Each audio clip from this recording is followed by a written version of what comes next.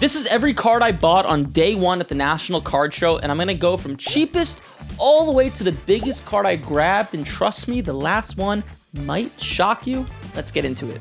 So one of the first cards I purchased at the show was this 1993 SP Derek Jeter PSA 7, and I paid $100 for it, and I'll explain to you why. So this is a common card, it's liquid, it's not terribly expensive, and I actually purchased this card right at around July 31st. So if you see my screen here, you can see when I was buying this card, the sales I was looking at was 117, 125, 114, 107, but before that you could see it was a little bit more expensive at 140, 125, 150, and I love to buy vintage cards or like older cards pre-1999 at their dip, right? Because a card like this, as you can clearly see from this graph, right, it goes up and down, up and down, up and down. Why it does that, I don't know. But I can tell you, right, if I buy this card of Derek Jeter at the dip, like I did here, I paid $100 for it, most likely based on recent data, it's probably gonna pop back up, and I kind of got lucky, it popped back up right away. The next sale later that day was 150, 145, it even got all the way up to 183, and as I'm speaking right now, the last one did 135.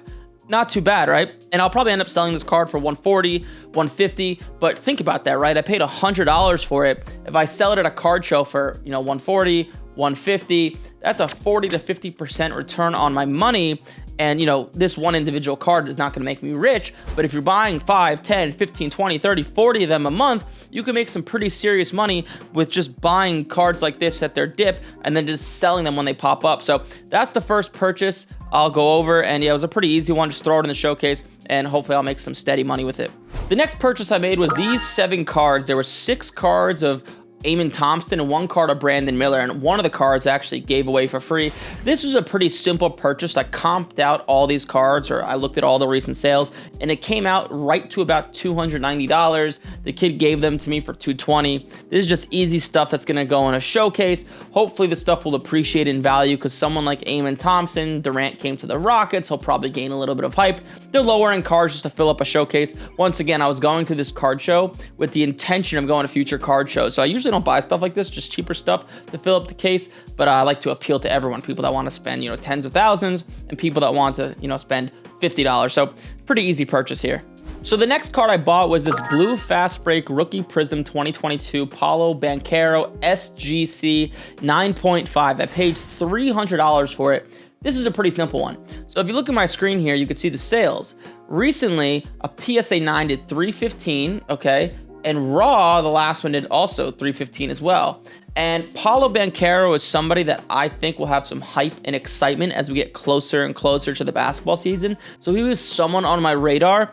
And an SGC 9.5 is worth maybe a little bit more than a PSA 9, maybe worth like $330, $320, $340, $350. I actually had someone offer me $375 at the last card show I was at, but I think it'll appreciate more and go up a little bit more. So I didn't sell it, but it was just an easy purchase. It was under comps, and SGC 9.5 is a little bit better than a PSA 9. So I just figured it was an easy deal, something to throw in the showcase as well. Cards like this, blue, prism, super, super liquid. This next one is a pretty easy one as well, a Paolo Banchero Silver Prism PSA 10. And if you look at the sales, so this is what I was looking at here. At the time of the card show, I was looking at sales of $406, $400, $427, so right around $400 this card is selling for. I paid $350 for it, and the same concept as the last card. This is something that I think will just go up a little bit as time goes on. I think I'll be able to get like $450 to $500 as we get closer to the basketball season. It's a nice card to put in the showcase. These cards move all day, and buying it at 85-90% is not too bad. And you can just see there was a sale of $300 after, then a sale of $428, and $398. It's kind of all over the place. Whoever bought this card for $300, pretty good. But once again, just an easy sale, liquid, make a little bit of money. Not going to change my life, obviously, but it's just a solid card to have to make a little bit of scratch on. The next card I purchased was an Anthony Volpe 2020 Bowman Chrome Blue Refractor Autograph. And you can see I don't have the card on me because I actually sold it at the next card show I went to. And this is an interesting one, okay? So I'm going to admit, I got a little bit lucky. Better to be lucky than good, right? So when I was looking at this card, I saw one sale a few weeks ago of $435. And this is a card I was buying, whether I was able to flip it right away or hold into the baseball offseason. I was okay with it. You know, a Yankee shortstop is always going to appreciate nicely in value and always be in more demand. And honestly, I thought I was going to be holding this card into January and February and March and just stashing it away. So I paid $375 for the card. And if you see here, for some reason, the card went up to $600 on the next sale. Why? I can't really tell you. His value is not up a ton. I knew I was getting an okay deal, but knowing that last sale, someone came up to the booth at my last show and I sold it for $550. Pretty good. You know, sometimes it's better to be lucky than good. On the next card I'm going to go over, I got a little bit unlucky, so there's always, you win some, you lose some. But yeah, that was the Anthony Volpe Bowman Chrome Blue I bought. Coming in at number 5 is the 2003 Topps Chrome Dwyane Wade Refractor BGS 9.5. This one's interesting, and I actually got a little bit unlucky. So I paid $450 for it. And when I was looking at the sales of this card, I saw sales all over the place of $550, $408, you know, $565. However, if you go on Card Ladder, which will actually show you what the card looked like when you purchased it, you can see. So what I was looking at here is one did $550, and you go look at the subgrades. This had the minimum subgrades, or like the worst possible subgrades for it to be a Beckett 9.5. It had 9 centering and 9.5 everything else. This one has 9.5 centering, a 10 subgrade on the surface, 9 corners, 9.5 surface, 10 edges, 10 edges it has. So this has stronger subgrades, and these cards will sell, you know, more or less than 20% based on the subgrades. So I thought I was getting a decent deal because there were sales of $500 plus with worse subgrades. And then a sale came along after I bought this with minimum subgrades for $360. I paid $450 for it right now. So looking at this last sale, I'd probably break even on the card, to be honest, but you never know. These sales just always go up and down, so I'll probably hold it. And if you just look at the recent sales of this card, right, they're all over the place, all the way from $376 to $565, depending on the subgrades. So I'll probably just wait for another sale in my favor and then sell it for like maybe $500 to $600, depending on the sale. But at the moment, I got a little bit unlucky because of the last sale, but I'll let you guys know what ends up happening with it. Coming in at number 4, I paid $1,400 for this card of Anthony Edwards, the Donruss Choice Blue, and also a silver prism PSA 10, which I don't have because I sold it. And I'll go over exactly why I paid $1,400. This one's a little bit more tricky. So the silver prism, you can see by this dark blue graph, it sells for around $750, and it's buying someone like Anthony Edwards. You know, you could see it was high during the playoffs, then it came crashing down. It's a nice steady purchase. I anticipated it going up like 10-20% as we got closer to the season. Now, this one light blue dot right here, you could see this choice blue that I have not sold yet, one sale to $1,200, okay? So, and I paid $1,400 for both.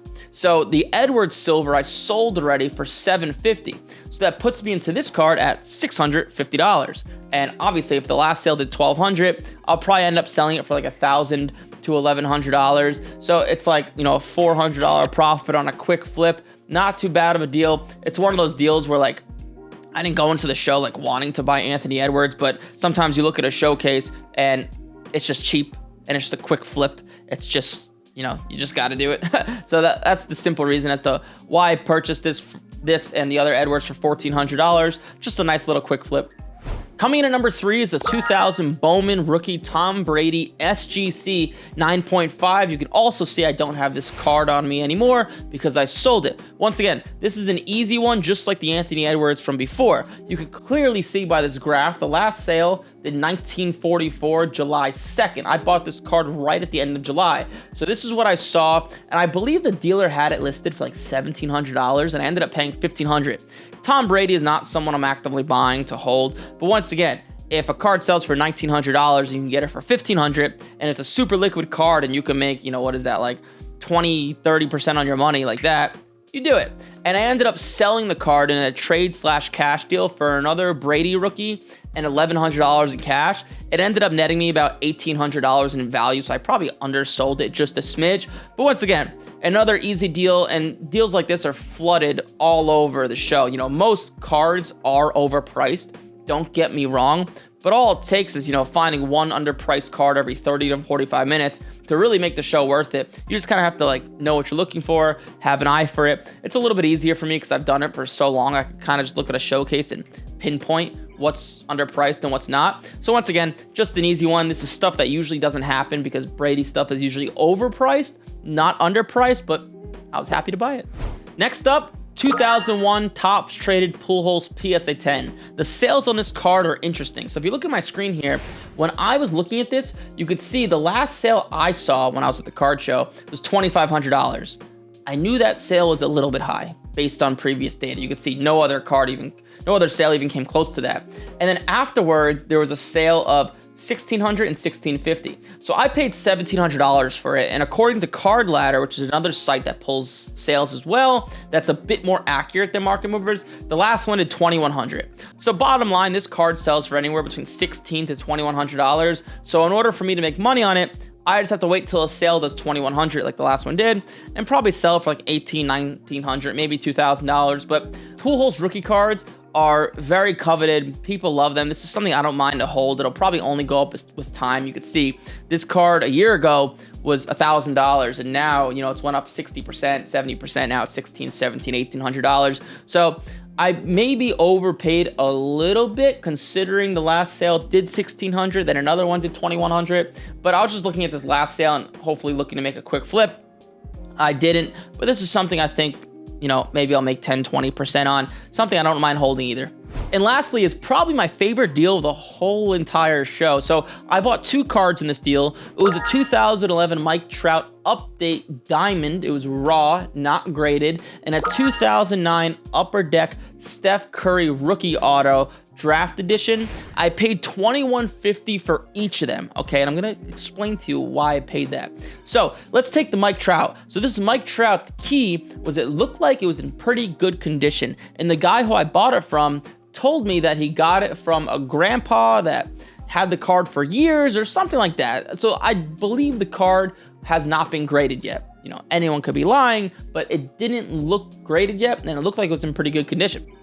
So the Mike Trout, you can see the last sales I'm speaking right now was $500, but that's because that last card that sold was in terrible condition.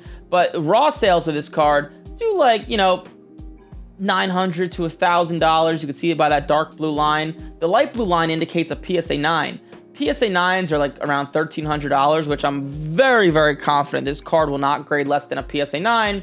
And you can see PSA 10s are in the, $3,200, $4,200 range, probably mid $3,000s is where it sells for. So at the worst, in my opinion, this card will be worth about $1,300 as a PSA 9. So that's the Mike Trout. The Curry, there's no recent sales of a Beckett 9.5, but he had it listed for, I think, was it $1,700 he wanted? And raw sales recently in PSA 9s do about $12 to $13 to $14 to $1,500, as you could tell.